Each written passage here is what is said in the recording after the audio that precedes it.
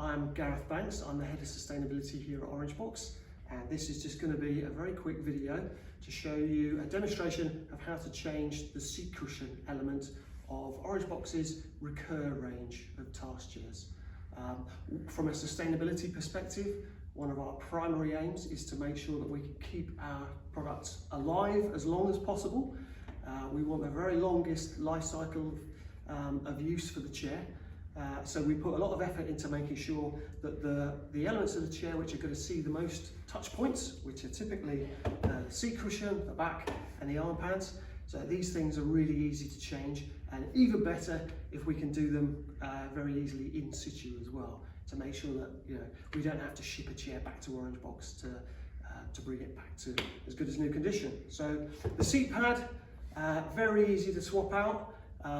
They're very resilient foams in the first place. We use combustion modified high resilience foams which we manufacture ourselves in our foam plant here in South Wales. But over time, we all know that foam is one of the elements of the chair that is likely to see a bit of wear and tear.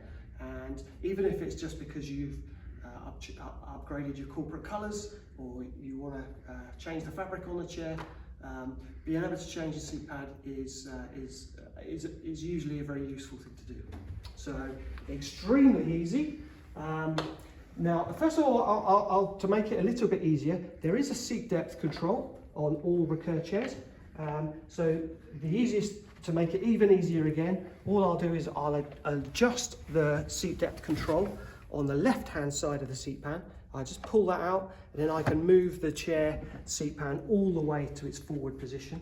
This gives me a little bit more room to manoeuvre.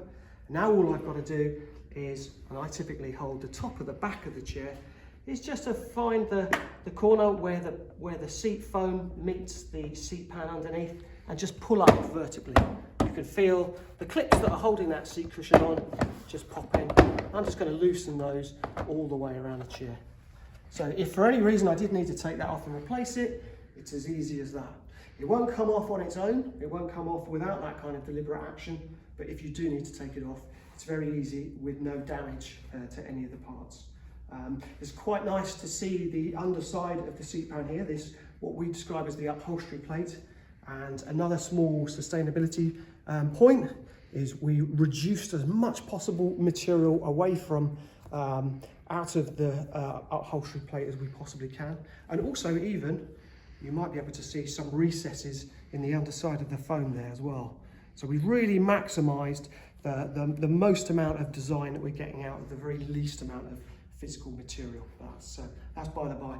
These parts are marked up. This part is marked with what material it is. So if it goes for recycling or comes back to Orangebox, we know exactly what material it is and where it should go to be recycled properly. And to replace it with another seat pad, it really is as simple as getting your new seat pad and locating it onto the seat pan and clicking it into place.